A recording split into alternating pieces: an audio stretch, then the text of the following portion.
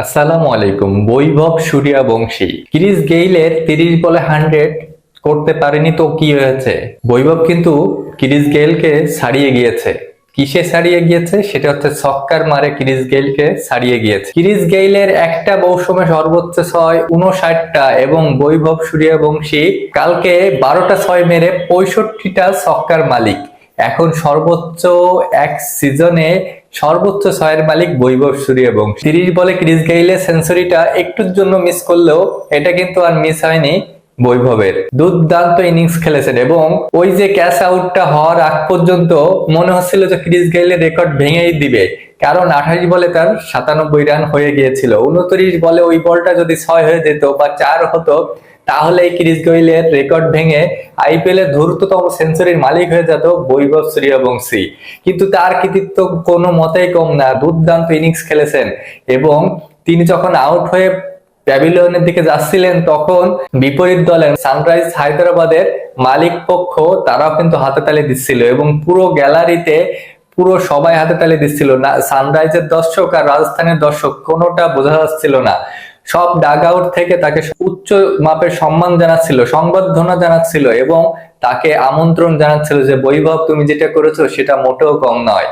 তবে ওই ক্যাচটা ধরার আগ পর্যন্ত বৈভবের একবারও মনে হয়নি যে বৈভবের কোনো বল আজকে মাঠের ভিতরে থাকবে। দেখুন, গতকাল মহা গুরুত্বপূর্ণ ম্যাচ, হারলেই যেখানে বাদ সেখানে বৈভবের ওই অতি মানবীয় ইনিংস রাজস্থানকে সেকেন্ড কোয়ালিফায়ারে নিয়ে গিয়েছে এবং বৈভবের ওই দুর্দান্ত 100ই বলা যায় মাত্র 3 রান দূরে ছিল এই ছোট্ট ছেলেটি। দেখুন, কিছুদিন আগে বৈভবকে নিয়ে হুলস্থুল কাণ্ড হয়ে গিয়েছিল যে এত অল্প বয়সে কেন এত ম্যাচ খেলানো, এত অল্প বয়সে কেন টি-20-র মতো এত একটা গেমে তাকে নামানো হয়। এটা নিয়ে আইপিএল এর নামে কেস কামারিও হয়ে যাওয়ার মতো একটা হুলস্থুল কাণ্ড ঘটে গিয়েছিল। কিন্তু আইপিএল এর যখন হটকেক বৈভব, তখন তাকে ছাড়া আইপিএল হয় কিভাবে, জমে কিভাবে। গতকাল 47 রানে জিতেছে রাজস্থান এবং বৈভব হয়েছে ম্যান অফ দ্য ম্যাচ।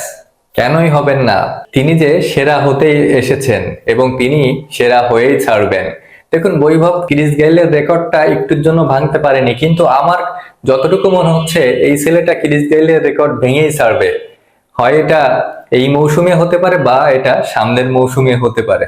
এত অল্প বয়সে এত বড় কীর্তি এটা স্বয়ং ক্রিস গেইলেরও কিন্তু ছিল না। তবে ক্রিস গেইলের রেকর্ড তিনি ছক্কার মাধ্যমে যে ভেঙে দিয়েছে, কালকে যে 12টা ছক্কা মারলো এবং তার স্ট্রাইক রেট যে 334.48, সেটাই বলে দিচ্ছে যে বৈভব কোন উচ্চতার, কোন লেভেলের প্লেয়ার। 29 বলে 97, তার ইনিংসটার মাহাত্ম্য এতই বেশি যে বিপরীতে ইয়াসপি জাসওয়াল তিনি 29 বলে 29 রান করেছেন আর 29 বলে বৈভব করেছেন 97 রান। এখানেই তার ইনিংসের মাহাত্ম্য বোঝা যাচ্ছে।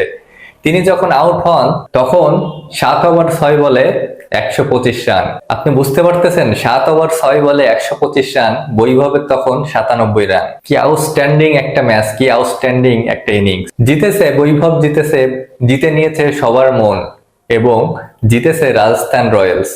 এই রাজস্থান রয়্যালস সেকেন্ড কোয়ালিফাই খেলবে গুজরাটের সাথে। গুজরাট রয়েছে ভয়ে। ফাইনালে রাজস্থান কি উঠবে? আপনার মতামত অবশ্যই জানাবেন কমেন্টে। ধন্যবাদ।